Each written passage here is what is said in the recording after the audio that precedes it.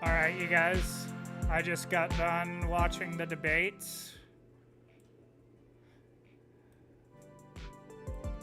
And, I'm just gonna review what I thought about it. Probably gonna scroll through Twitter, see, what other people had to say. And we're gonna play some Risk.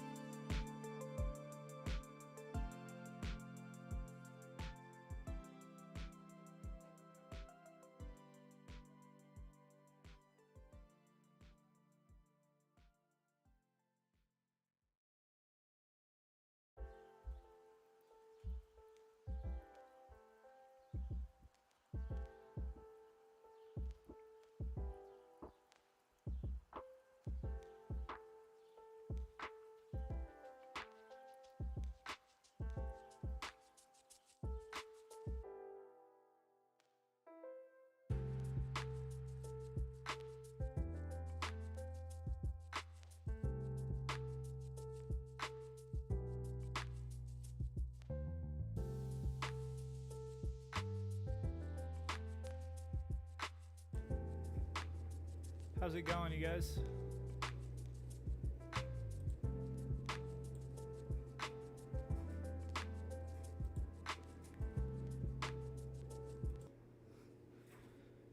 Oh, fuck.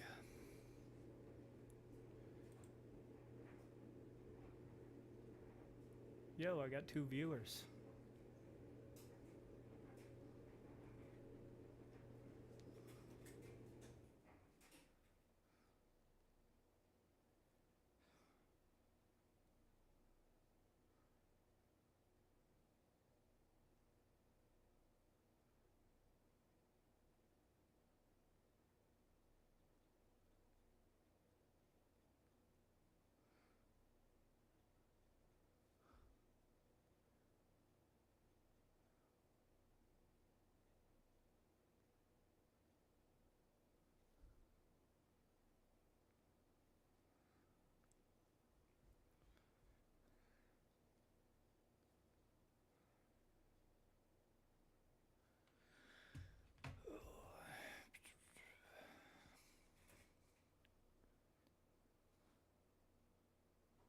Hmm.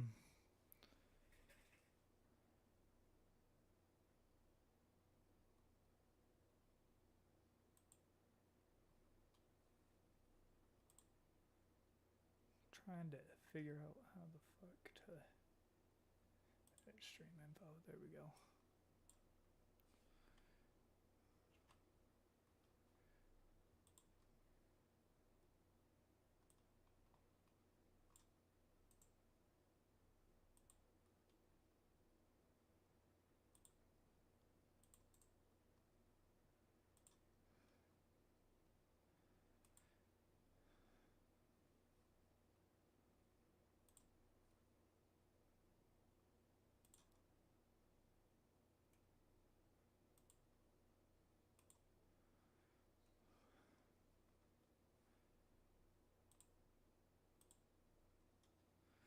There we go. All right, I got the stream name changed. Hello. Let me see. Hello. There we go. That's good.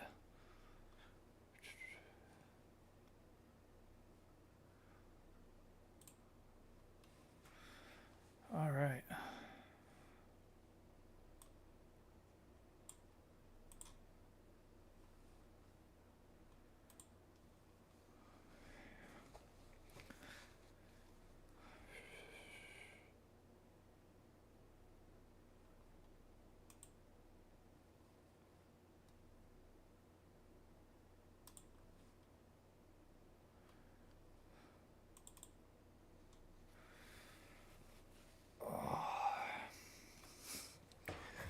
Let's refresh this.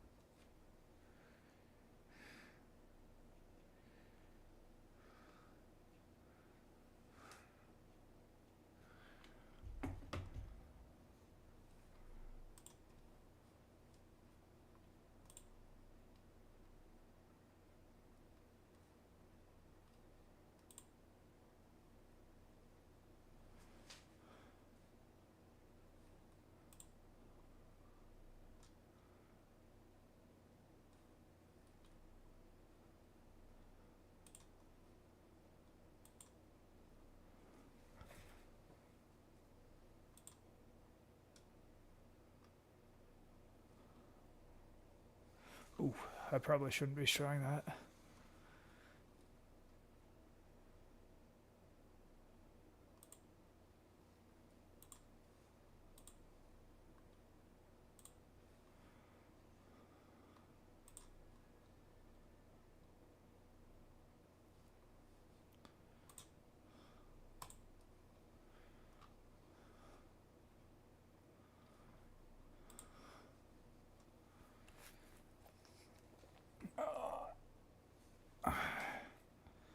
Hmm.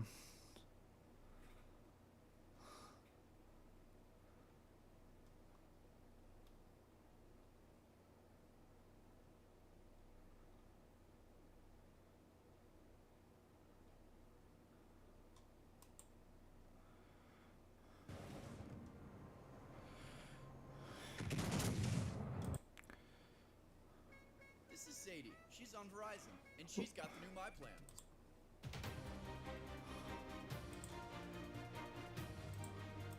2022 Trump campaign says don't believe the numbers. Now we're supposed to believe the numbers. I get confused sometimes. The bottom line is that voters are actually going to decide who this is, not polls. So at this point, I think you just showed this on the screen a second ago. Half of the former president's ballot shares considering other candidates. Yeah. It's September, folks. We got a ways to go. It's going to start getting cold soon. Not here, not in California, out in Iowa. Voters are going to start paying attention. And I think when that happens, they're going to like what they hear from Ron DeSantis. And $33 trillion of debt is facing our country, and as you can't turn your back on them. Well, that is one way to get ready, I suppose. Good excuse to be here then for him. Mark Short, good to see you. Thanks so much. Thank you for taking the time. Thanks, We'll see how it goes tonight. Great. We'll see you down the trail. Thank you. We are turning next to the Democratic perspective on all this. What do they make of this Republican gathering? Well, we'll ask California Democratic Governor Gavin Newsom to discuss his thoughts on President Biden's re-election bid and what the Republicans will talk about tonight. Coming to you from the Golden State of California, you're streaming America Decides. A terrible thing happened on January 6th, and he called it a beautiful day, and in the eyes of America, it was a terrible day.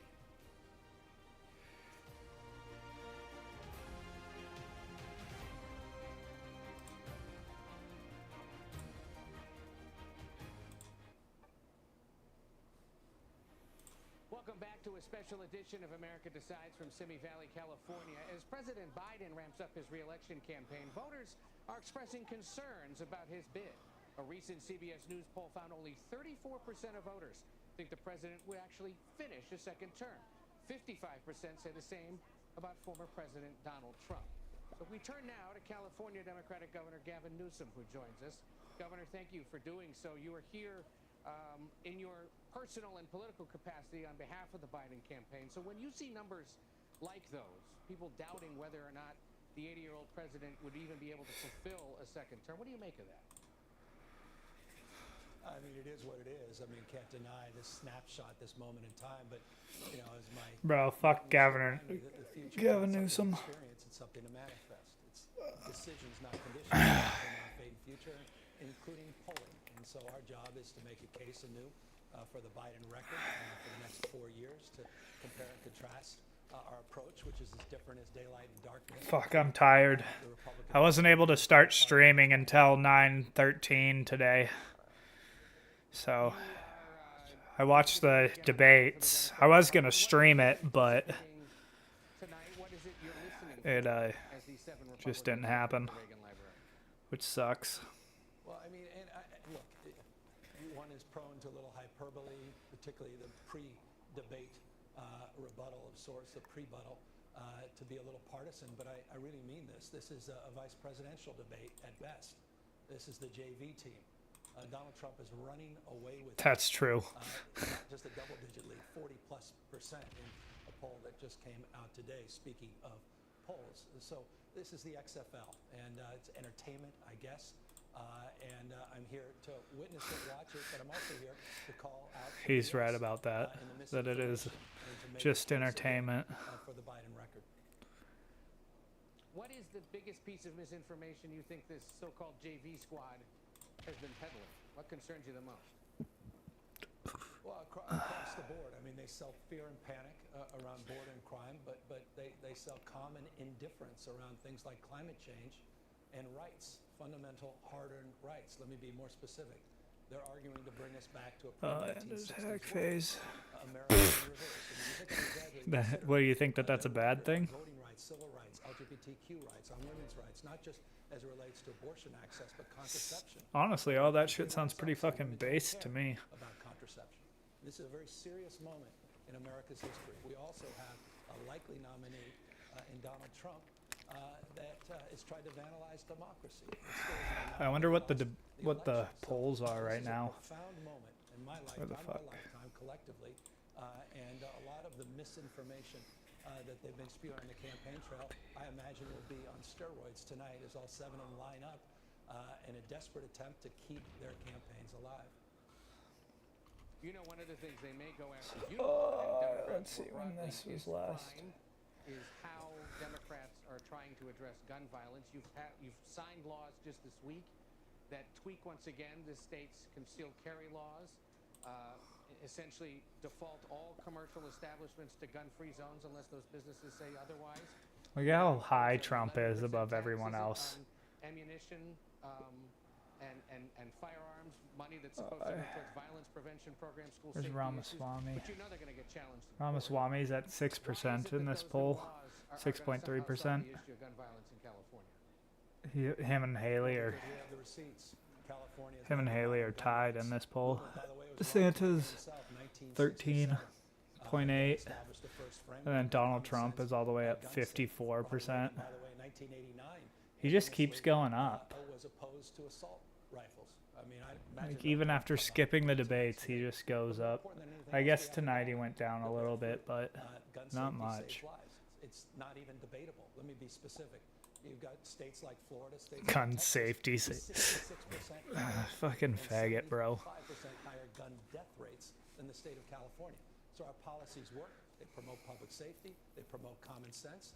And we're living in a country We live in a country where the number one killer of our children, number one, is weapons, is guns. And these guys have nothing to say about it. In fact, they don't even believe in background checks, concealed carry. No, background checks are They want stupid. domestic violence felons to be able to possession of these Yep. weapons. So this is daylight and darkness in terms of the approach and contrast. But the bottom line is we have the receipts. Gun safety saves lives. No, it doesn't. Real quick, why is it that you Why is it that all of the states or like cities that have the most gun regulations have the highest violent crime rates? He's running for president of the United States. I'm not. I think it's a disqualifier for him. I'm actually quite embarrassed that he wants to do that. He put out an ad today before his presidential debate at the Reagan Library promoting this debate. It's 2 against 1. It will be on Fox with Sean Hannity. No notes, no conditions, except we just don't want it to be a performance with a large audience going back and forth. It's beyond me. He And why wants do to you do trust it. this But I venue? want to I mean, defend. why bother? Because his zest for demonization is particularly unique. Ron DeSantis. His willingness to scapegoat vulnerable communities is particularly distinctive. He's been on a book banning binge. 40% of the books Yeah, that it have been banned does. in the United It's States perfectly this fine. calendar year, have been My in outfit his does state. He's banning match. Speech. He's criminalizing teachers and librarians. But here's the answer to your question. You want the honest answer? It was when he attacked the Special Olympics, when he attacked Special Olympians and threatened to fine them with $27 million. I don't know about couldn't that. take And so I wanted to Who is he defend talking about? vulnerable communities. I want to defend democracy, distinctive. He's been on a book banning binge.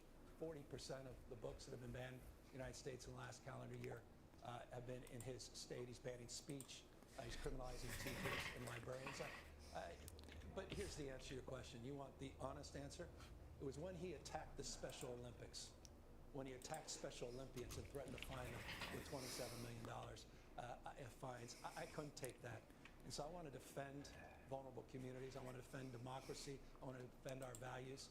And so I said anytime, any place, anywhere. I said that over a year ago. It's evergreen. He wants to do this. I'm happy to do it. But it's disqualifying for him as a presidential candidate to be baiting some guy in California. Hopefully you'll spend some more time with us here on CBS. You've been very generous with your time this week and today. On behalf We'll of the read that Biden after administration, this. Great to be in your state again, Governor. And, we Let's thank you for taking the time. Great to have you. Wonderful to have you. Thanks for having me on. So now let's bring in Gary Dietrich. He's a political analyst at CBS News Sacramento, our CBS station in this state's capital city. Good to have you with us. Good to be with you, Ed. Thanks for coming to California. Thank you for arranging for the good weather. Well, we appreciate we did our best. You sit there in the state capitol and you watch your governor spending time with us, the out-of-state press, Right. traveling the country on behalf of the Biden-Harris campaign. At least that's what he says he's doing. What does everyone think in Sacramento he's really up to? Well, I think everybody's already made the obvious decision, and that is he's running for president, Ed. It's just a matter, does he get a shot by some happenstance next year, or is it 28? But I mean, $10 million out of his own campaign. Damn it. To start this red state, blitz. Now he's doing a red state focused debate with Fox News Channel coming up in November. I think everybody assumes, campaigning in DeSantis' state, it's on. It's on. And it's not abnormal for a California governor to think Fortify. Look in the mirror and say, I'm it. Jerry Brown, Pete Wilson, they've all flirted with Yeah. this. And you know what? The Biden and Harris people have made no bones about the fact they like his current position. They're a little nervous earlier on, right, when they had these rumblings about Gavin for president. But now that he's taken on kind of the chief attack dog role, they're happy with that.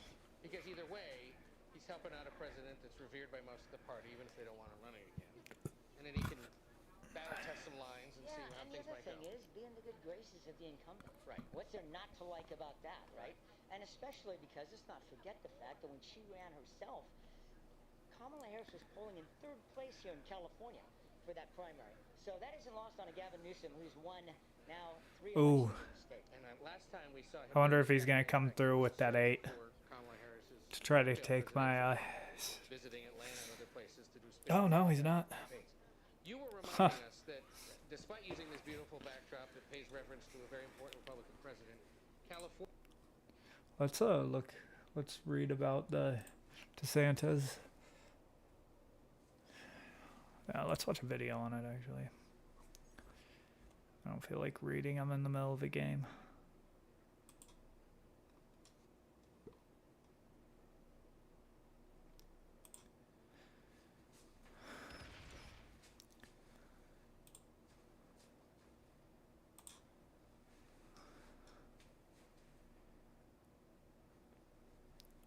Critics call it the Don't Say Gay bill. Supporters call it the Parental Rights in Education bill. And now, Florida Governor Ron DeSantis has signed it into law. The new law states that classroom instruction on sexual orientation or gender identity may not occur in kindergarten through third grade. I mean, that sounds or good. in a manner that is not age appropriate or developmentally appropriate for students in accordance with state standards.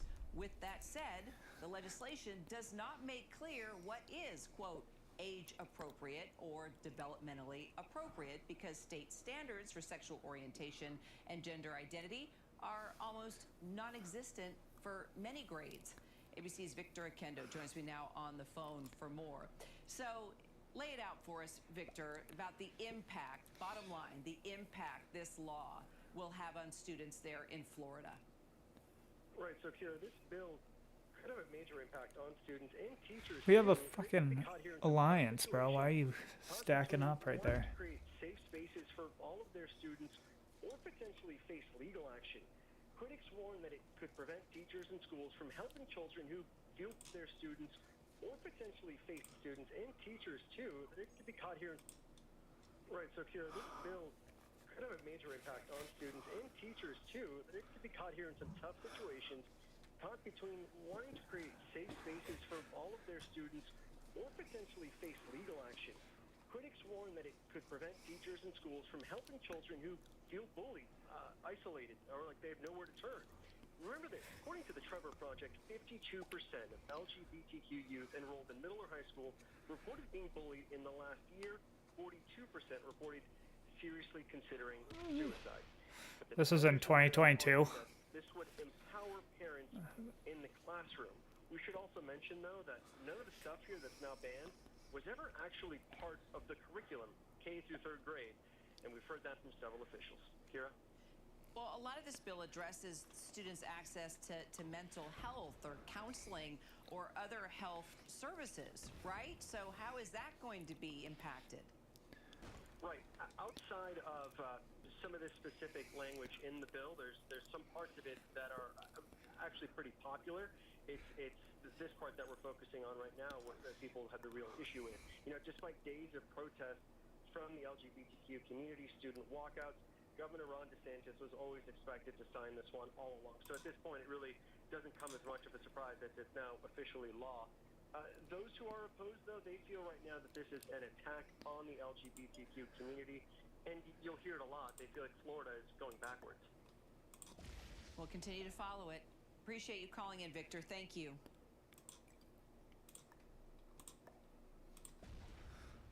That didn't have anything to do with the... Past the point now where we're able to get it Alright, end attack phase, confirm. Here we go. Here. The state of Florida threatened the Special Olympics with a fine of $27 million because the organization required that all athletes competing in the games in Orlando this weekend will be vaccinated for COVID-19.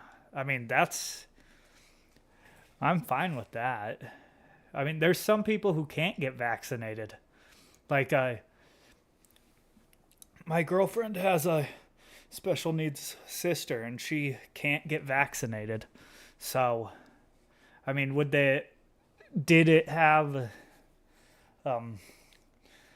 like things where you could opt out if you can't?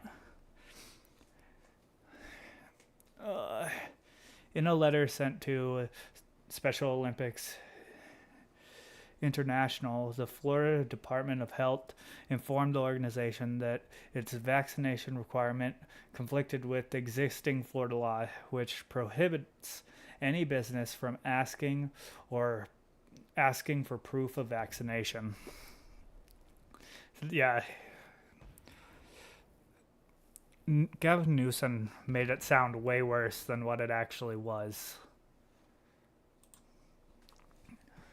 In the letter which was first attained by ABC News was sent to the Special Olympics on Thursday night. Shortly after receiving that letter, the Special Olympics posted an update on its website saying it was lifting the vaccine requirement for delegation members. Attending the games after.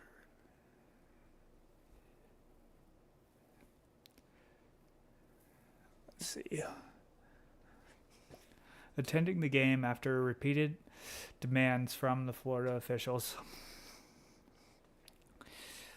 Unvaccinated athletes who were previously unable to compete will now be able to play the original.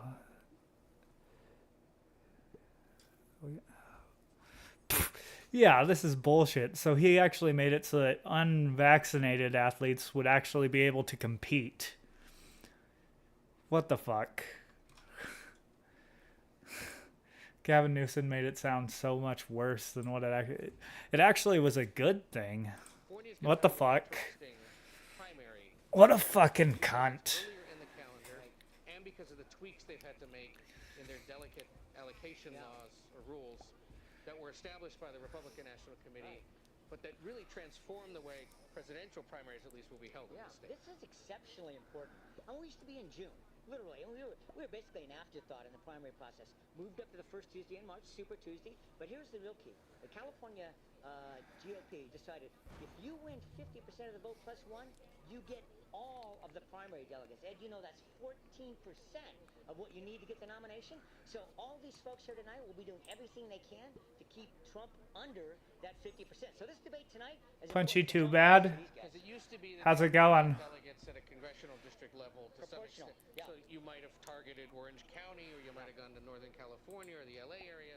Now you got to blanket the state, sort of in a traditional statewide campaign. It requires a lot of money to spend a lot of time advertising. And if Trump or anybody else doesn't get 50%, then they will be proportionally distributed. So it incentivizes a 2- or 3-way race come Super Tuesday if you can split everyone across That's the state. exactly right. People ask me, why would the GOP come to California? Well, they'll come to the Mecca, right? Ronald Reagan's lobby. But also for this reason.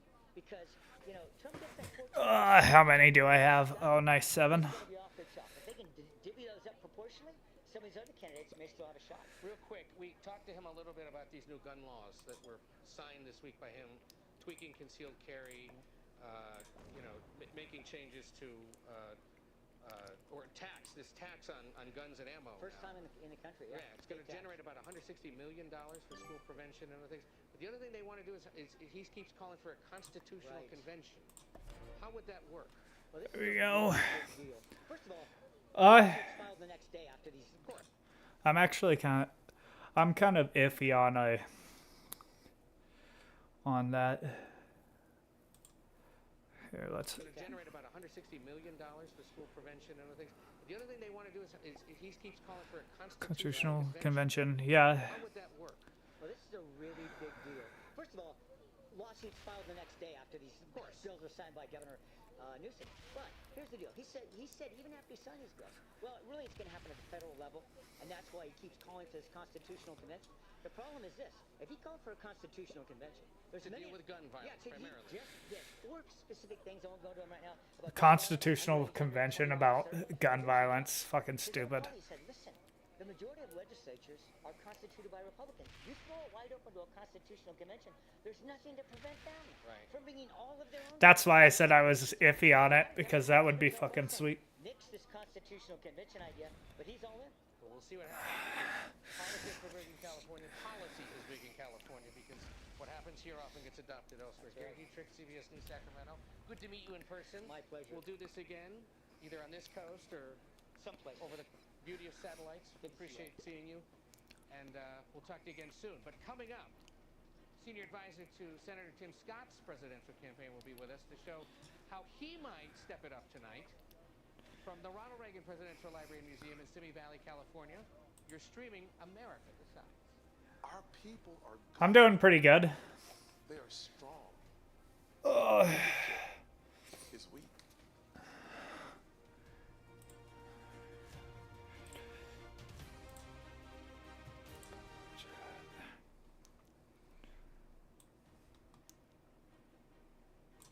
Welcome back to a special edition of America Decides from Simi Valley, California. At the first GOP debate last month in Milwaukee, some candidates had heated exchanges, while others kept things a little more civil. On the stage, South Carolina Senator Tim Scott called on his rivals not to criticize each other. We'll see if he follows a similar strategy tonight. Senior advisor to Senator Tim Scott's campaign, Matt Gorman, Oh, you fucking dick. I thought that we had an alliance. What the fuck? We had an alliance. ready for this. What's the plan for tonight? I think you're going to expect to see a couple things. I think, first of all, he's going to talk about why he's running, restore hope, create opportunity, protect the America we love. I also wouldn't be surprised if he draws some policy. That was fucked. Between him and maybe some of the other candidates. Look, we believe he's the best messenger and has the most consistent conservative record. So he'll put that up against maybe some other candidates to draw some distinctions. And then the last thing I would look for is in the last 30 days or so. I wasn't even worried about him because we had an alliance. That was fucked. Fucking Jew, bro. Let's talk about that as well. I asked a similar question on one of the other campaigns earlier. We had that first debate. We're on the verge of the second. The polling numbers didn't necessarily move all that much for the senator, unless you're seeing something we're not. What do you what do you make of that? And does that require a more assertive appearance tonight than perhaps the last one? Well, he's going to be who he is, number one. And we talked about this at the last debate, too. He's going to be the adult in the room. The crosstalk and the yelling only benefits one person, that's Joe Biden, for re-election. He's going to be who he is. But look, I think debates are important, but they're not defined. Thank you. I think it's important to be built for the long haul. And whether it's the steady upward momentum we see in Iowa, every time we come back from New Hampshire, we're also really heartened. And of course, South Carolina's his home state, but we're not taking anything for granted. We're going to earn it there, too. Why are these debates? I do have a pretty good beard. Trump's not showing up. Because it's important for you have millions and millions, if not tens of millions of viewers. They want to hear what you're about, why you're running. I mean, Tim has a unique story, but he's also willing, just like Ronald Reagan did, to extend a hand to people who might not be or think of themselves as natural conservatives. So it's important to get your message out. Bro, is this you, JJ? And people who might not be here, that's their choice. You know, we talked to California Governor Gavin Newsom a little earlier, who's going to be here on behalf of Democrats, and he said this is essentially just the vice presidential debate. There's just no way to catch Trump at this point. You have a point? Well, Gavin should talk. I mean, he's trying to audition for president, and Biden doesn't run. So really, it lays a little thick for him. But look, I think it's important because I don't put much stock in national polling. However, the national polls show that at least around half of the Republican primary voters want an alternative. This race is still fluid. It's going to be decided by the early states. It's important to use these opportunities to get your message out. If the government shuts down, as anticipated now, Saturday night into Sunday, does the senator suspend the campaigning and stay in Washington until there's a deal, or does he keep going? Well, we'll get those hypotheticals when that happens. But right now, our plan is to be on the West Coast the next day or two, next couple days, and then he'll be in South Carolina this weekend. We'll monitor all the events from there. If he needs to be in Washington, he'll certainly be in Washington too. We'll see. This whole campaign, I mean, others we've talked to today too have said it's still early. Give it time. This will start to tighten in some ways. Others will peter out and drop out because they just can't afford anymore. Is that where your team sees this going, or is there something we're not missing or not calculating? JJ's my girlfriend. I was here with you. I was just wondering if... I wasn't going to bring that up. That was a weird night for you guys. It was a very weird night, but right, it was him and Donald Trump battling it out. You had Scott Walker still in the race. This is early. Again, there's a lot of time. We're going to take our message to Iowa, New Hampshire, South Carolina. They're already engaged. Oh, you fucking cunt. Where are you from, Punchy Too Bad? I know he's appearing at the California State Convention. Fuck, I was doing good. Before leaving town. Is California going to be worth spending time in, given the way they've got to redraw their primary rules and make it this winner-take-all contest versus the more proportional way it was done years past? Well, I think we got to cross that bridge when we get there. Our focus right now is those early states. I'm from Montana. But to my point, I live in Butte, Montana. to be able to go into California, you can't go in on fumes. So he's, like I said before, the best messenger in the field, most consistent conservative.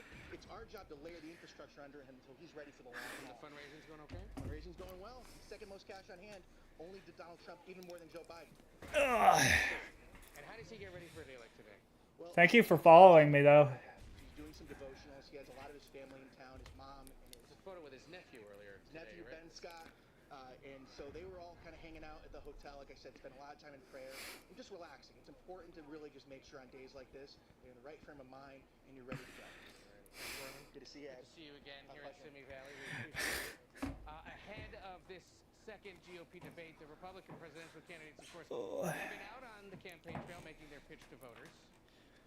What are you up to?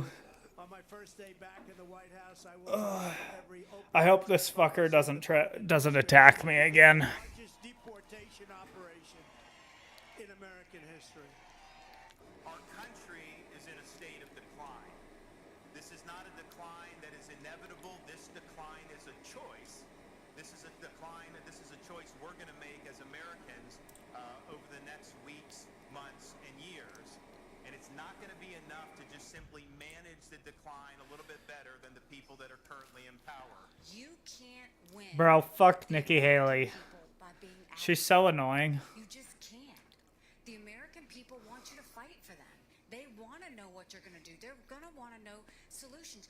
CBS News political director Finn Gomez joins us now. Hello, sir. Hey, How you doing? Doing well. I haven't seen you since you got to town. Love We've the been sun. running around in different. This is nice. Yeah, it's super nice. These mountains are something else, folks. If you haven't been out here, you got to put this library on your map because it's a gorgeous site and a very helpful debate venue for Republicans as they try to suss out things tonight. You have been talking to all sorts of folks. That's what you're supposed to do. Is Smoking a joint? what the plan is. Nice, nice. I don't smoke weed. What I've been hearing is that Makes me paranoid.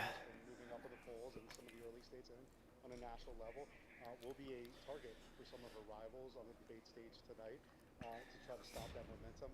I've also heard that DeSantis, who has slid in some polls, is going to actually sort of do the same strategy he did from the first debate, which is sort of stay above the fray and focus on some of his supporters tell me that, you know, what they want is to Yeah, it fucking sucks. and really go after the big name who's not here. I hate Right.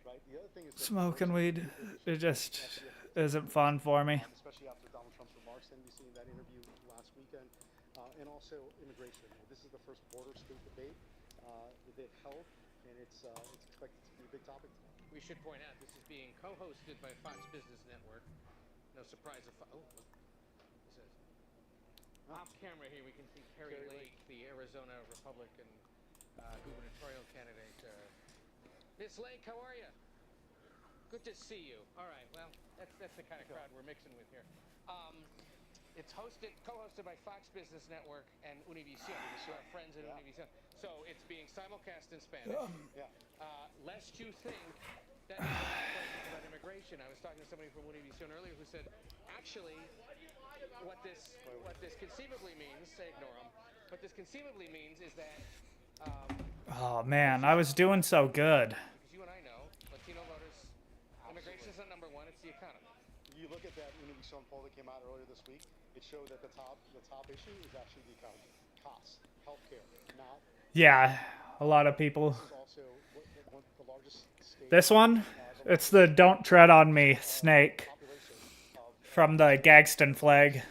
so some of those issues and that audience will be directly addressed. I mean, and a lot of the things that these guys have been saying about immigrants, DeSantis' decision to ship them to New England and whatnot, hasn't necessarily been asked about that on a stage this big. There's Yeah, actual- the Gadsden flag was originally what they either showing up to what the showing up to learn something. U.S. had.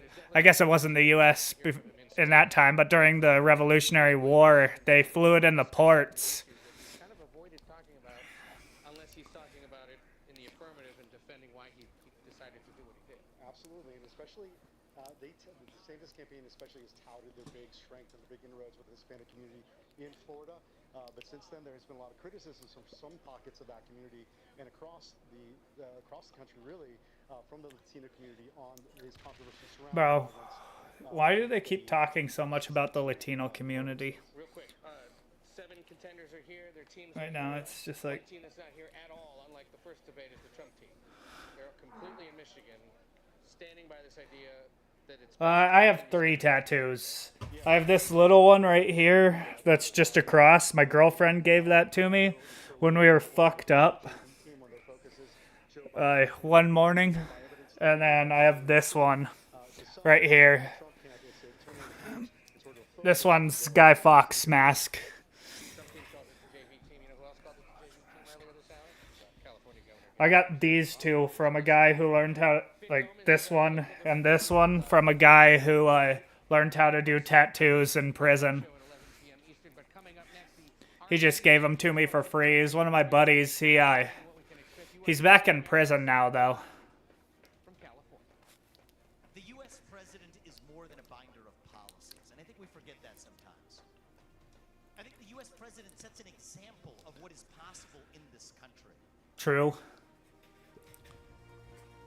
I like Ramaswamy. He's pretty good.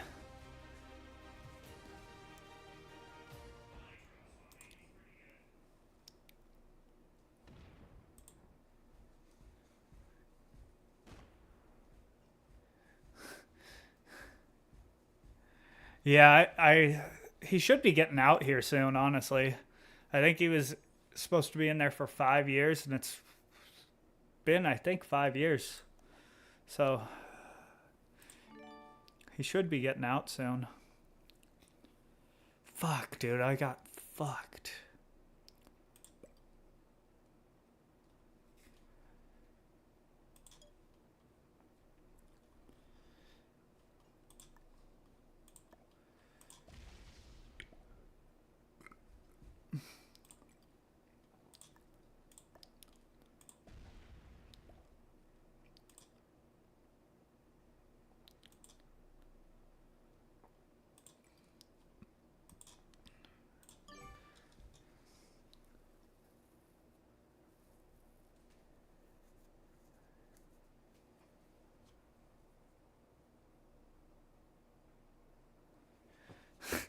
Yeah. What does having commitment issues have to do with getting tattoos? Are you just afraid that you're not going to like them later on?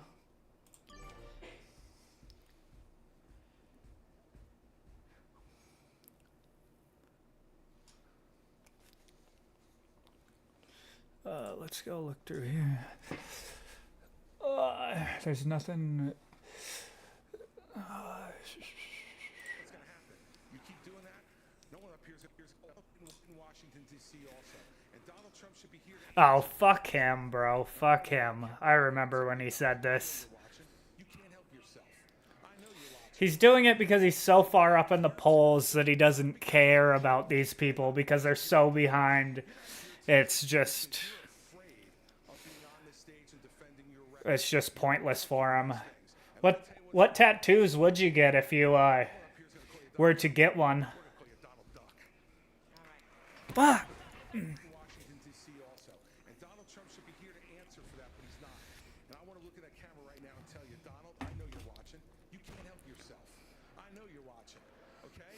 And you're not here tonight, not because of polls and not because of your indictments. You're not here tonight because you're afraid of being on the stage and defending your record. You're ducking these things. And let me tell you what's going to happen.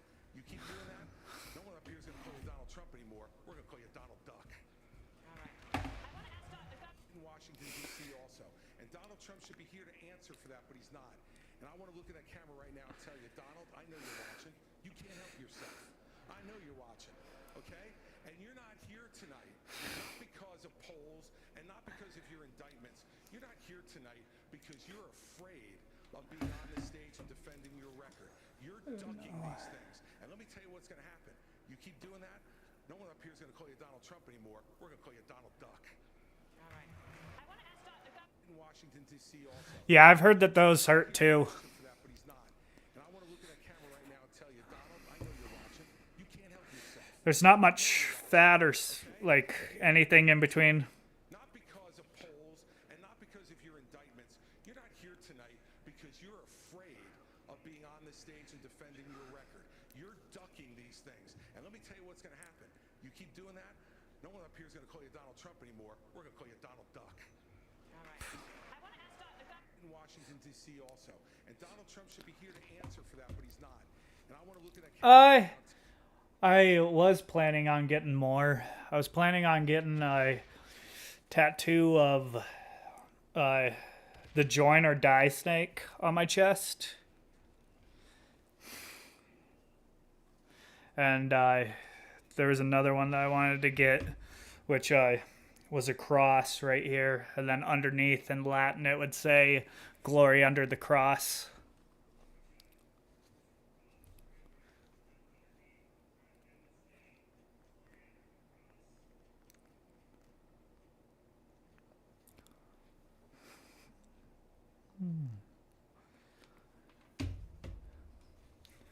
Yeah.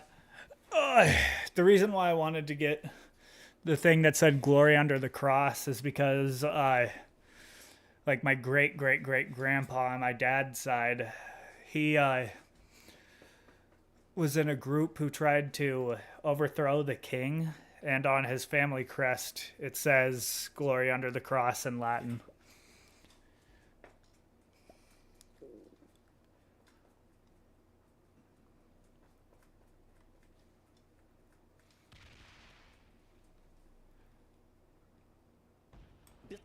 But I do go a step further. You're right about that, Ilya.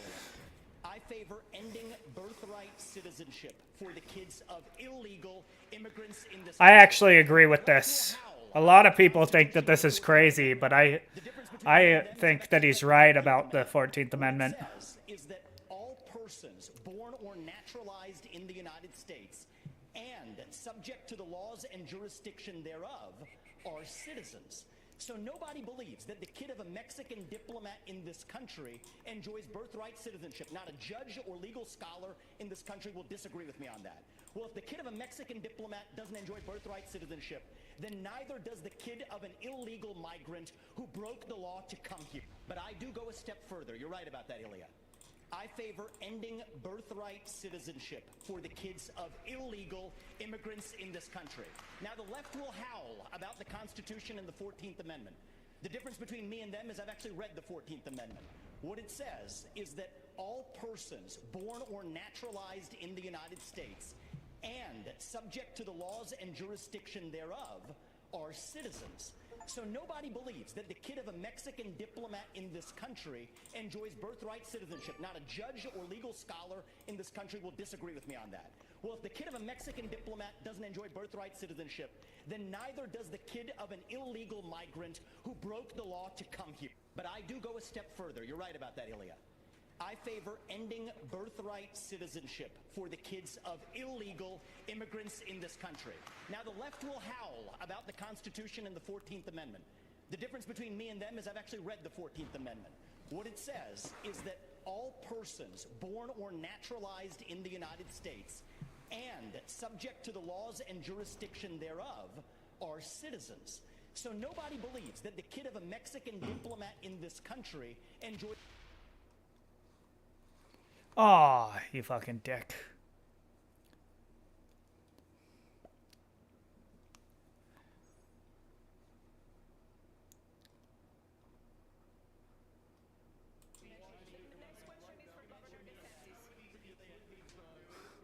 This was funny.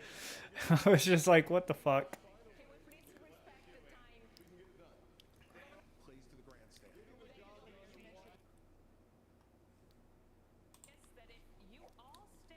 Oh yeah, this was just such a stupid fucking question by her. None of you have indicated that you're dropping out. So, which one of you on stage tonight should be voted off the island? Please use your marker to write your choice on the notepad in front of you. 15 seconds, starting now. Of the people on the stage, who should be... I'm absolutely serious. With all due respect, I mean, we're here, like, we're having a debate. I think that that's disrespectful to my fellow competitors. Yeah, this was stupid. Candidates, it's now obvious that if you all stay in the race, former President Donald Trump... Let's see this. Everyone Everyone after. What you just said is one of the most insanely idiotic things I have ever heard. At no point True. in your rambling, incoherent It was response pretty stupid. There was like nothing that really stuck out to me that sounded that great. Everyone in this room is now dumber for having listened to it.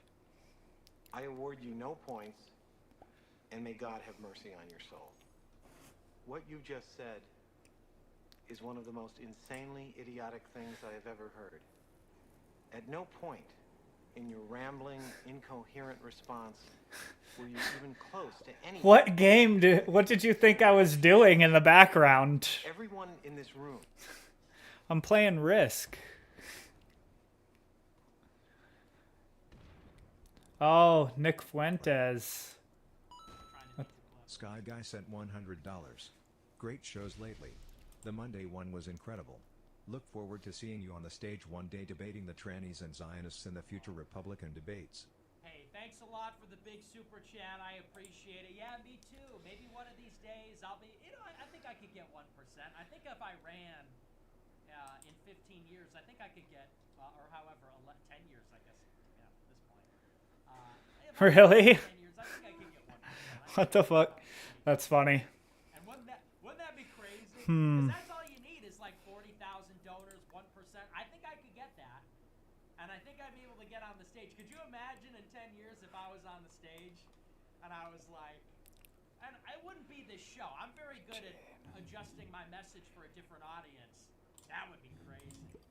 We got to work towards that. That's going to be the future, I think. But anyway, thanks for the big super chat. I appreciate it, buddy. Yeah, probably.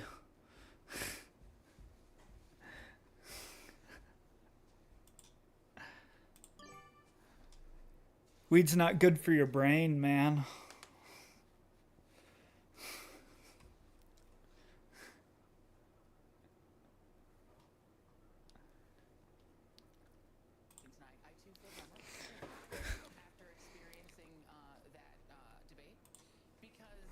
Yeah, that debate was kind of stupid. I bet that she's going to say something dumb, though. Because she's from MSNBC.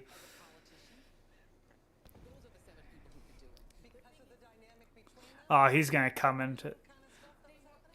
Oh, no, he's not. There were a lot of good, like, sort of shade moments. You know, Tim Scott throwing shade at Ramaswamy, Nikki Haley throwing shade at Ramaswamy. He took a lot of incoming. But it felt more like a student council. I got to go to the bathroom real quick. I'll be right back.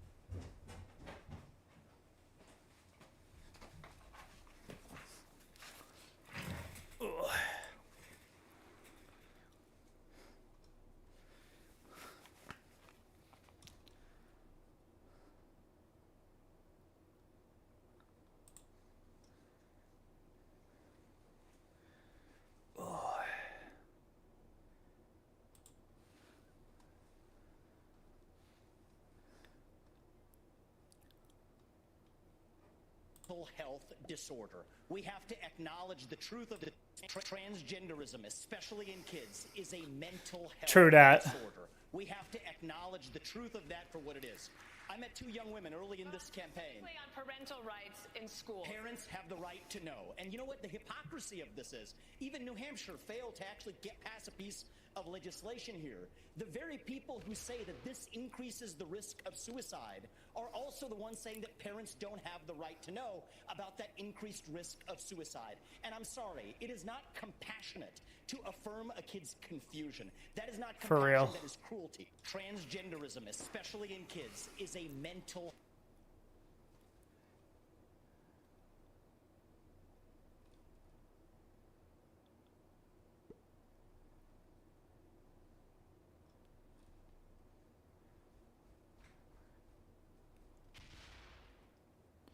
Huge crowd gathering outside of Trump's speech in Clinton Township, watching the Trump lay out his American First economic policy is much more important than watching the GOP debate.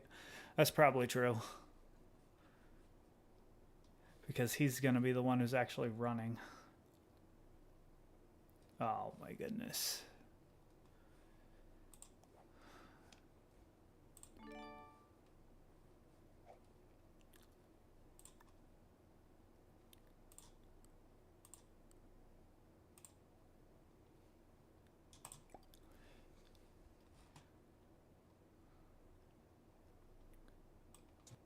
I'm Stuart Varney of Fox Business, and I am thrilled to be sitting alongside my co-moderators, Fox News Channel Dana Perino and Ilya Calderon, Univision. Good evening. Thank you, Stuart. President Reagan, I'm Stuart Varney of Fox Business, and I am thrilled to be sitting alongside my co-moderators, Fox News Channel Dana Perino.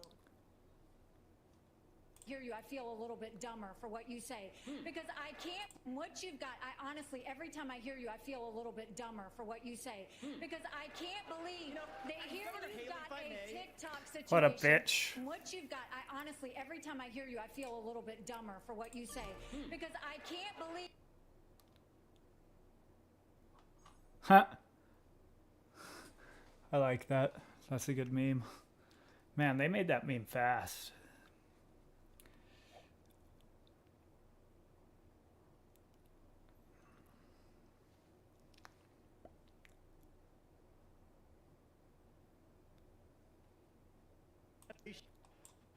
Under a Trump administration, gasoline engines will be allowed. Based. And sex changes for children will be banned. Is that okay? Based.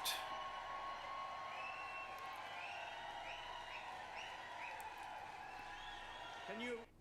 Under a Trump administration, gasoline engines will be allowed.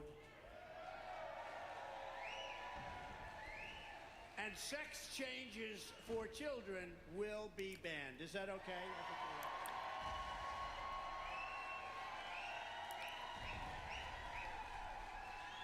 Can you? Ford and Stellantis make 336 times the number of number of rank-and-file workers.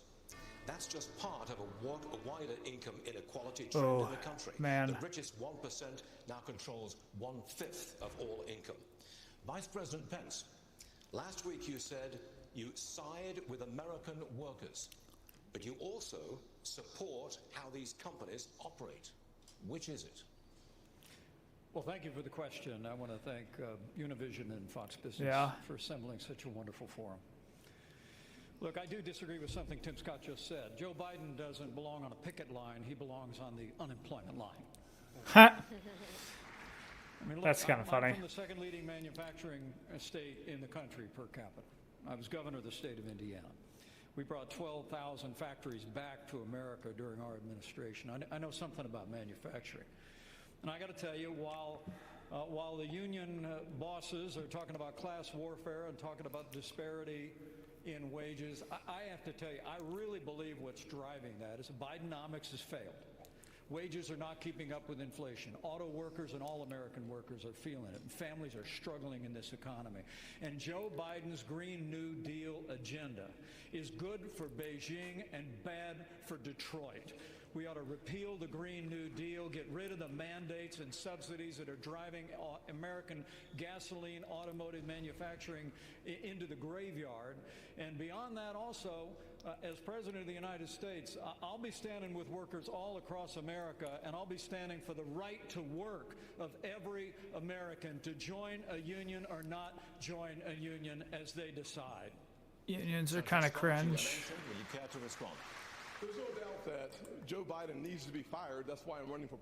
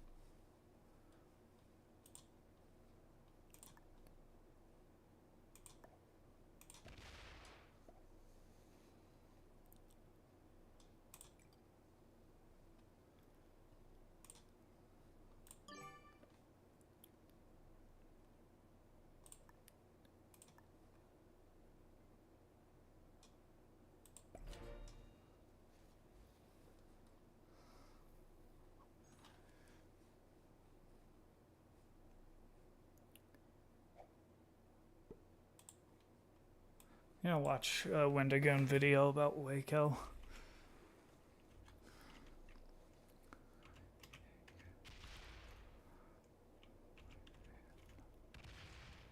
Oh, Wendigoon. There we go.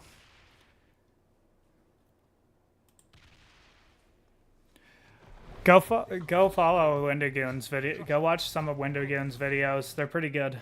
Hello, everybody. Today we're going to talk about the Branch Davidian cult of Waco, Texas, the 51-day standoff between them and federal authorities, and the conspiracy of what really happened. Regardless of opinion, the Waco siege is widely regarded as one of the largest tragedies in law enforcement history.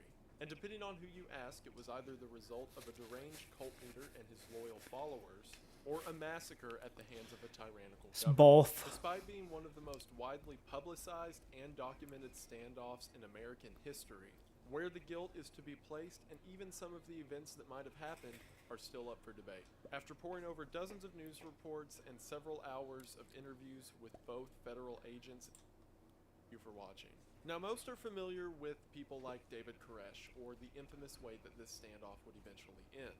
However, what a lot of people aren't aware of is why the Branch Davidians were in a compound just outside of Waco, Texas in the first place. So to begin, we're going to go all the way back and talk about the origins of the Branch Davidians. The Branch Davidians trace their roots back to the Seventh-day Adventist Church. Now, it will become very clear in a moment that the beliefs of the Davidians do not align with the beliefs of the Seventh-day Adventists. So just to clarify, the beliefs I'm about to talk about do not represent the religion as a whole. In the 1920s, a man emerged from the Seventh-day Adventist Church by the name of Victor Houteff.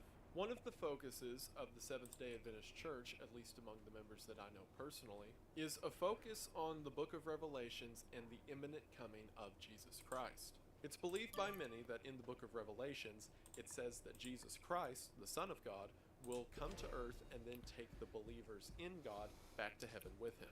Victor decided to take this a step further and determine the actual figures who were mentioned in Revelations. See, in the book of Revelations, there is a lot of language that is heavily debated as either being symbolism or literal representations. From the 7 seals of judgment being poured out on the earth to the 144,000 who will be left here after Christ's return, there seems to be a lot left up to general interpretation, and Victor was not okay with this. Victor decided that he was going to determine the identities of the figures mentioned in Revelations and make the preparations for Christ's return. Victor wrote a manuscript regarding these beliefs called the Shepherd's Rod. He passed it around to several church leaders who all seemed disinterested in his ideas, and after repeatedly berating leaders of the church to believe what he's saying, he was eventually disfellowshipped from the Seventh-day Adventist Church in 1930. At this point, however, he had managed to sway enough people to join him by the time that he was removed from the church, so he began to form his own religious offshoot known as the Shepherd's Rod. The Shepherd's Rod was officially organized in 1934 and shortly thereafter began calling themselves the Davidians. This is because in the Old Testament, King David is mentioned as being a righteous king and his offspring would be the ones to inherit the earth. Victor, believing himself and his followers to be those offspring, referred to themselves as Davidians. In April of 1935, the Davidians purchased a piece of property just outside of Waco, Texas, which they named Mount Carmel. Mount Carmel comes from an Old Testament story in which the prophet Elijah challenged the prophets of the god Baal to a competition to see whose god was real. A name, while at first symbolic, would become much more literal in the coming years. Initially, there was about 125 people at Mount Carmel. However, these numbers would grow rapidly, as did the property. The property had massive dairy farms and That's so gardens, crazy as well that they as built schools that for children giant and even a sanitarium. thing. Victor also began various mission trips to begin to spread his word of determining who the true followers of God were, and while not all of them lived at the property, in 1950 it's believed that up to 100,000 people were a part of the Davidian religion. In 1946, a man by the name of Benjamin Roden joined the church at Mount Carmel. He had a more unique and steadfast approach when it came to his interpretation of Scripture. This caused several people within the Davidians to begin following the teachings of Roden specifically. This would manifest itself when in 1955, Victor suddenly died without warning. After Victor's death, his wife Florence Hotef would take over. Florence and Benjamin did not get along, primarily because of Benjamin's unique take on Scripture. See, Benjamin believed in the apocalyptic ideas of the Davidians. However, he believed that the Scripture itself was more malleable and subject to change over time. He said that this interpretation of Scripture was given to him by God, or the branch, which is another reference to the Old Testament, so his followers began to refer to themselves as Branch Davidians. So keep in mind at this point, the Branch Davidians are 2 degrees of separation from the original religion. When Florence took power, Benjamin Roden and his followers left in their newly defined Branch Davidian group, and in 1959 became their own thing. Florence, who still maintained leadership of the original Davidians, as well as the property of Mount Carmel, said that she had received a revelation from God that on April the 22nd of 1959, the world would end. Or more specifically, the events of Revelation would begin, but same thing. Her followers believed her, and they all joined together at Mount Carmel, to which, when April 22nd passed, the world didn't end. Shocking, I know. This created distrust among the group, and from there they began to fracture. After this fracture and Florence's loss of power, Benjamin Roden stepped back in and purchased the property of Mount Carmel for the newly defined Branch Davidians. So Davidians buy property, Branch Davidians separate during the property, Davidians lose property, Branch Davidians come back.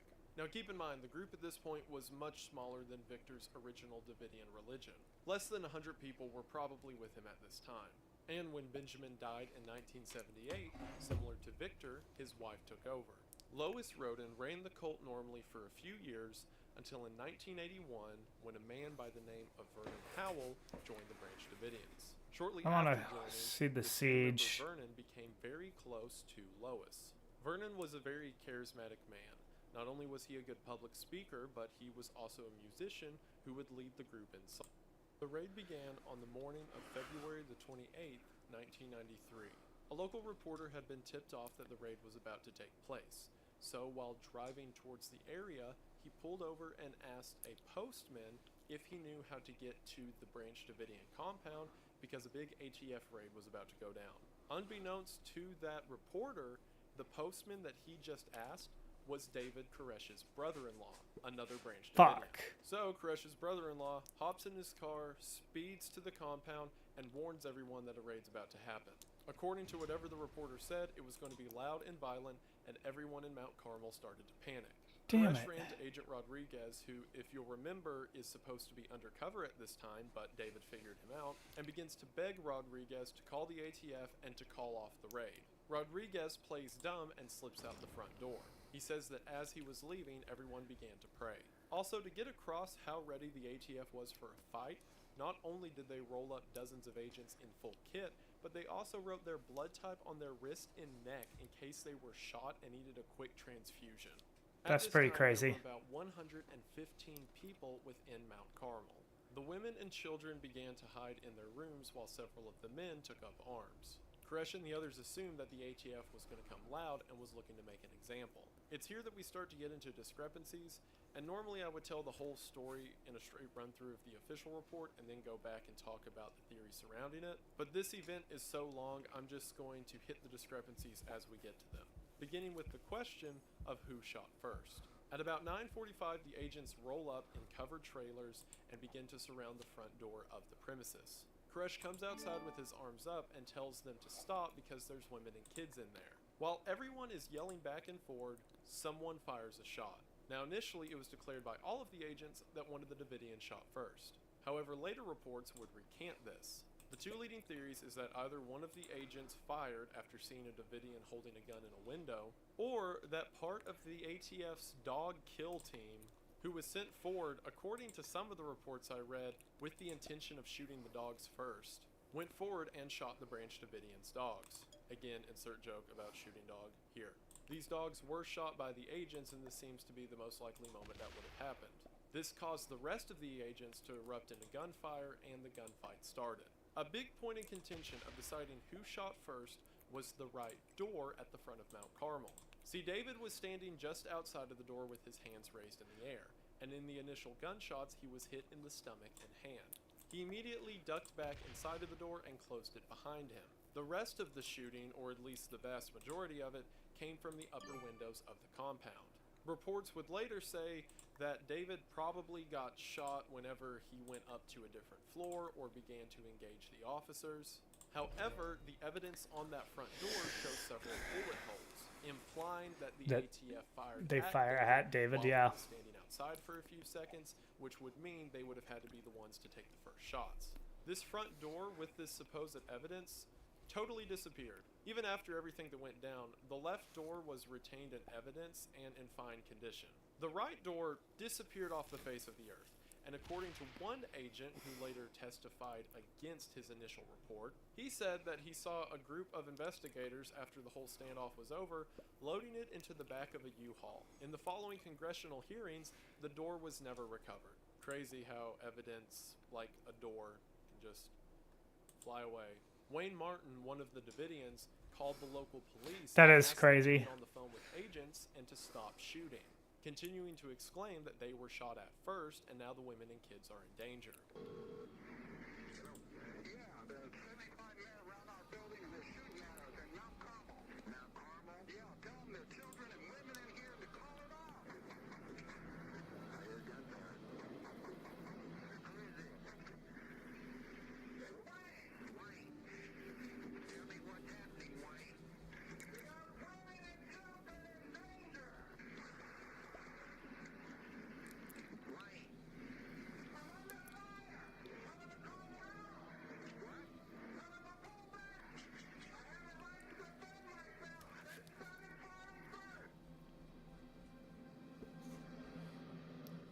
During this initial gunfight, the first agent was shot whenever he tried to make his way around to the back of the compound and was hit by a shooter in a top window, and helicopters began low-flying back and forward, supposedly to draw attention away from the men on the ground. However, according to many of the survivors, these helicopters were shooting at them. Just as they had trained, the officers began putting up ladders on the front of the building in order to make their entry into the top floors of the compound, where they expected the majority of the weapons would be, according to Rodriguez. After this game, I'm probably gonna quit playing it. I'm probably gonna end the stream. To be shot at before they throw a stun into the room and make their entry. During this entry, you can see where bullet holes I'm are tired coming as out fuck. of the wall, being shot from inside, and this results in another agent being hit and then falling off the roof. While not on video, according to the ATF, on entry, another agent was killed, and they in turn killed a Davidian who fired at them. While searching for weapons, they were then ambushed by another Davidian, where 2 more agents were injured, and then that Davidian was killed. The agents then make their exit from the window. One agent hits his head and then falls down the roof, as the agents begin to take cover behind the Davidians' vehicles and return fire. This shooting continued at a high rate for 45 minutes, and only then slowed down because the agents started to run out of ammo. Even then, the gunfight itself continued, with the agents occasionally firing rounds for 2 hours. The sheriff, as well as others on the scene, say that the altercation only quit because they ran dry. Once they were out, the Davidians said that the ATF could come retrieve their wounded and dead, and on the ATF side, 4 agents had been killed and 16 were injured. On the Davidian side, 5 had been killed and several more injured, again including Koresh himself. The Davidians began to collect their dead and bury them in the cemetery on the property.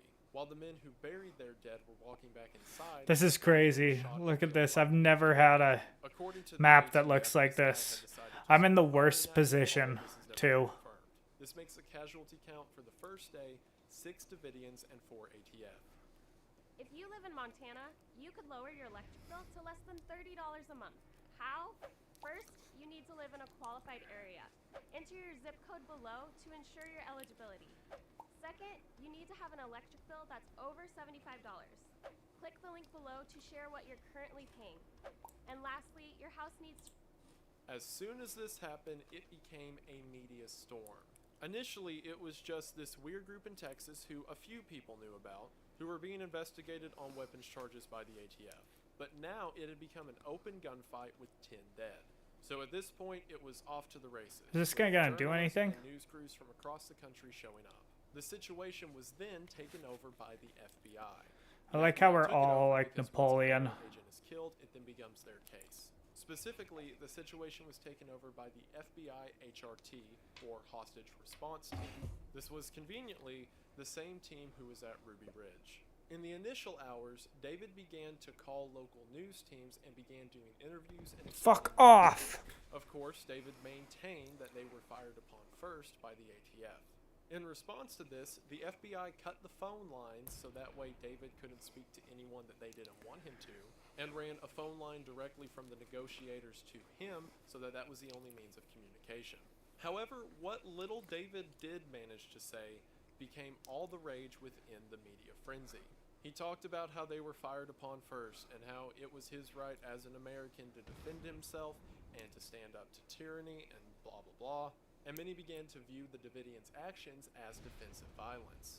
Over the following days, Koresh spoke to the FBI negotiators for hundreds of hours. He would talk about his family, he would talk about the Bible, he would ask about the negotiator's life. If you die, you tell me, if you die from that wound, I want you to tell me what's going to happen. I'm not going to be around anymore, am I, to influence anybody, right? Well, David, listen. No, Jim, listen. This has been painful Jim, for us. Come on. Listen, Jim.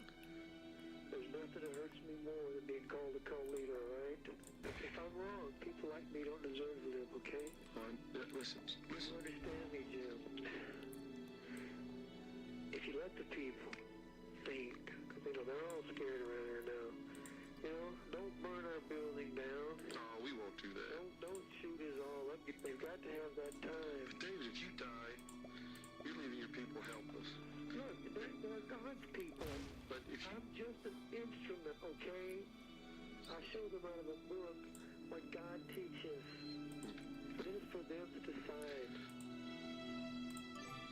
And for a while they just existed in this stalemate with the FBI encircling the compound and the Davidians inside just waiting for something to happen. This is why earlier I was emphasizing the difference between a typical doomsday cult who's just anticipating the end and the Davidians who were prepared to hold out until the end. Throughout the FBI's internal logs, Jonestown was constantly brought up. The negotiators and the FBI in general was not understanding the mental concept of what the Davidians were trying to say. They just assumed, oh, crazy religious cult here, do crazy religious cult thing over here. And they were waiting at any moment for the group to either drink the Kool-Aid or go out in a blaze of glory. However, after several days, nothing happened. The group who had provisions to wait out the war with Babylon were just sitting inside waiting for the next move. Eventually, David said that he had a message for the American people, and if they played it on the news, then he would willingly surrender. The FBI kept up their side of the bargain and played the message. However, after it was played, David said that God decided he was not yet to come out. he gave us his word that after the message was played. Yes, but what if there is a higher power than you and I that speaks to an individual? If there is a God in this universe, and there's the laws of man and there's the laws of God, and this God that has led him all his life says to him to wait, what do you do? We find no incident, those of us who've listened to the negotiation tapes and studied the transcripts, of Koresh lying. On March the 2nd, he said he was coming out, and then said God told him not to. If any lies were told, it was that, and we would have to know what God said to Koresh in order to call that a lie. Do you people believe that Koresh is actually talking to God? Koresh believes he's talking to God. This is again another discrepancy. One either views this as Koresh playing hooky with the FBI, or the FBI making things difficult. See, in the midst of all this, where David's explaining, why did you shoot at us, this is my vision from God, can you play this message, the FBI was doing stuff like rolling tanks up to the compound and cutting off power to the entire facility, and just generally being crude. They were mooning the women, for instance. They would drop their pants and bend over and bare their rear end to people that were That's looking out fucked the windows. up. The fucking Which is, FBI would you know, moon not people. a situation that some of the women or even some of the men took to lightly in the sense, well, do we want to send our children out to these kind of people? Steve, every time we're aware of movement, we've told you about controlling these guys. I mean, if you got guys out there right now pulling their pants down, men that are mature, they're sticking their butts out in the air and flipping the finger. Give me a moment. See, the guys that gravitate toward, riding in tanks, jumping out of airplanes and stuff like that are a little different mindset than you and I. With you. Right? I agree. So when they get a chance to use a Bradley, probably half of them have never been in a Bradley before. It reminded me of a lot of kids in there. Absolutely. Having an opportunity to. Hey, let's drive this baby and see how it works. Sure, but somebody's got to be above these guys. Well, those vehicles and what they're doing do not show what is coming out of the mouths of some of you guys. Regardless, for one reason or another, David decided he was not going to come out. The negotiator asked if he could send out some of the children, and David said he'd be happy to send out anyone who doesn't want to be there. The ones that chose to leave were several mothers, as well as 19 children aged 5 months to 12 years old. That meant that 23 children were still inside the building.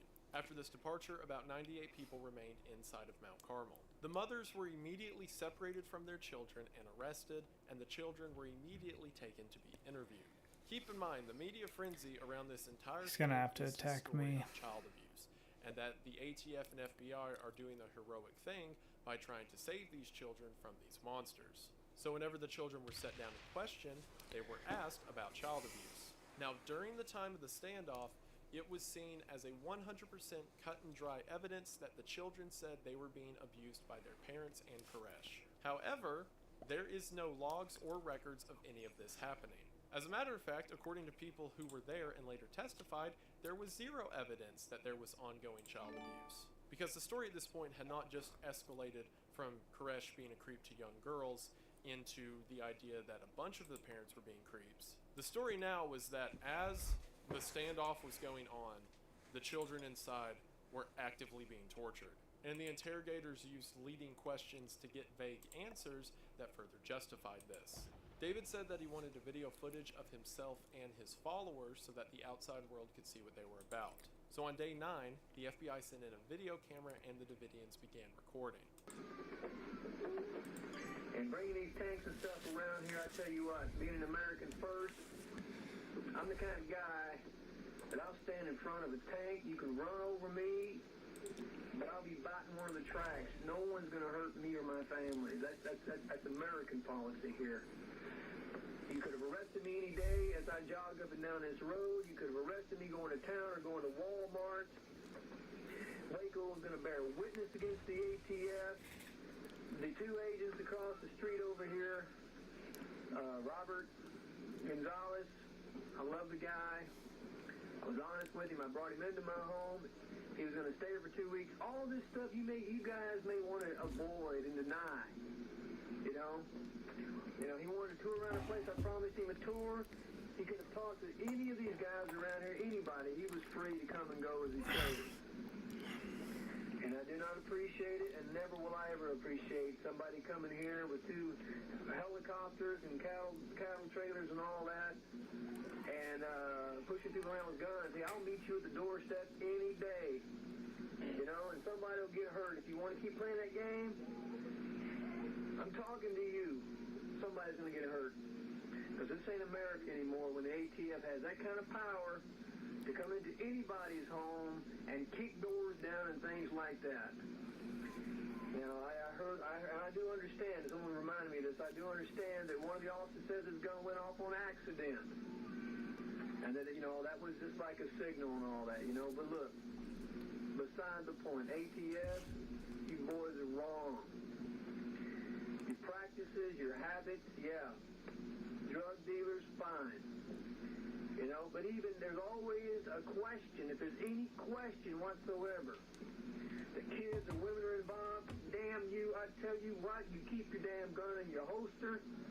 You send a couple of big, brave, invincible kind of men, you let them knock on the door. If they're so damn involved to where they can risk their lives for the name of the law, then send them up bulletproof, put them in some kind of night armor or whatever, and let them knock on the door and ask the questions first. But no one's going to expect me, when they come busting in on my door with guns drawn and pointed in the air, and someone fires me, then I'm going to lay down and die for anybody. That just ain't gonna happen in this country. 12. See this here? See, this is my family. It may not be like your family. You know, it may not be like your family. This one here, you know, he's my family too, right, Joseph? Yeah. Tell him, you know, look in that camera and tell him what you think about it. Who's treated you good? They did. You know, do you mind that, son? Huh? Do you love Joseph? Your best buddy? Yeah. You too, Damon? So, you know, you guys, you do it your way, I do it my way. You got to argue with me, you catch me on the side of the road somewhere, and you come and argue with me. You come point guns in the direction of my wives and my kids, damn it, I'll meet you at the door any time. And I'm sorry some of you guys got shot. But, hey, God will have to sort that out, won't he? And what brings you all the way from England, a nice lovely home of which I've seen and been in, what brings you to America, to a place called Waco, Texas, or Waco, Texas? Anybody want to speak first? I've always wanted to know, to understand the Bible, and I wanted to know about the 7 seals, and I met somebody who could show me the 7 seals. I have my pastors, my ministers. I was a former Seventh-day Adventist. Nobody could show me, and now I found what I've been looking for.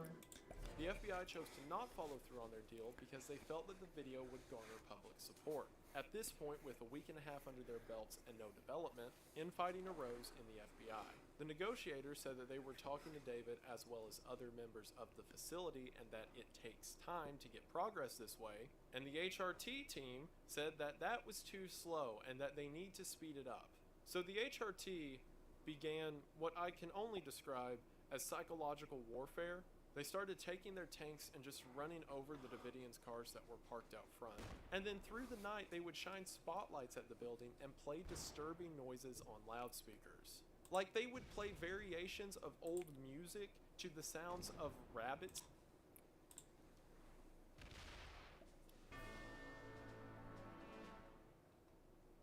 And you're a porky pig.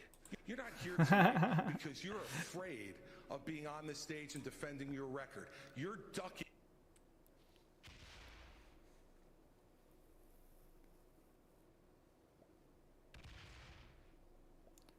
Damn it.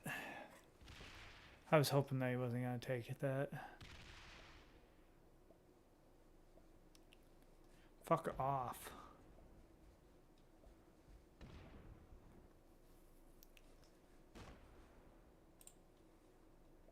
Being murdered, and at one point literally dolphin noises. Yes, right here. Mr. Ricks, is there a consideration to use psychological warfare? Have you discussed it at all? I don't know what psychological warfare is. It was reported in the paper that you would play loud music, keep bright lights on the compound all night to try to agitate the entire group. Is that a possibility? We will not discuss tactics of that sort, but I would say the chances are minimal of doing that type of activity. Yes, ma'am.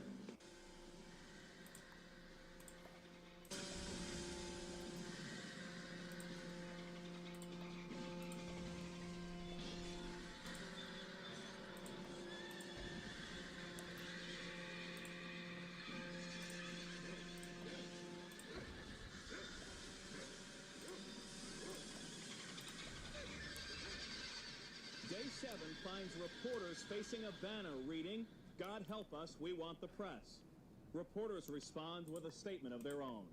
God help us, we are the press. Also, as the tanks were running over the cars, they kept running over the bodies of the people who were previously buried. And they just kept like doing it, backing back and forth just to, I don't know, make them sad. And even if you're a staunch believer in the idea that the government's actions were justified and Koresh needed to be stopped by any means necessary, and I'm not even disagreeing with you on the idea that Koresh needed to be stopped, however, what purpose does the whole playing dolphin noises serve? Like, if their concern is that this guy is some crazy Jim Jones type who's going to kill everyone before he comes out of there, then what does playing sounds of rabbits being murdered accomplish? All you're doing For is real, what making the someone fuck? who you claim to be unstable more sleep deprived and unstable. FBI push David or the rest of us to the limit. Did they want to create an incident? Did they want us to come out, you know, crazy and start shooting so that they'd have an excuse to gun us down? We didn't know. We realize that you have the ability, and it's not below you people to do something like to erase all evidences. Why do you have the press so far back? You can give me any kind of crap you want. I know, you know. The reason we're not talking to the press is you people have got to cover your butts from what you did, and that's what's going on here.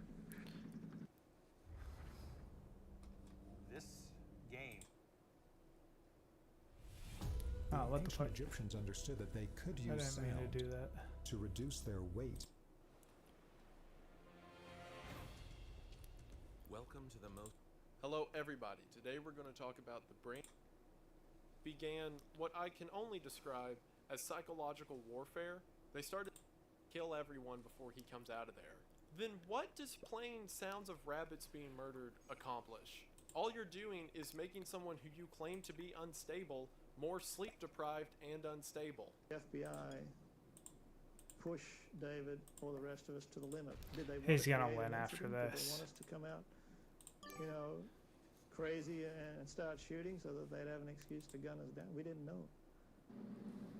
We realize that you have the ability, and it's not below you people to do something like to erase all evidences. Why do you have the press so far back? You can give me any kind of crap you want. I know, you know. The reason we're not talking to the press is you people have got to cover your butts from what you did, and that's what's going on here. At this point, they cut all power and water lines into Mount Carmel, and while the Davidians had water tanks to ensure they would have reservoir of water if they needed it, 2 of them had been damaged and drained in the initial shootout, so the entire Davidian compound was down to 1 water tank. Again, another layer of stress added on to what was supposedly a very delicate situation. Around this time, 11 people left. Several of the children didn't want to leave because, as they could see initially, the parents were immediately arrested and the children taken to their own questioning. So the kids decided to stay while again 11 adults left. At this point, the FBI began bringing in religious leaders as well as cult experts to try to better understand the psychology of the people they were negotiating with. When I first All right, I'm done. as a member of the panel, I thought the main problem was going to be understanding All right, the I'll stream psychology tomorrow. of the people inside. Thanks for watching. See you later. But as I got into it, I quickly became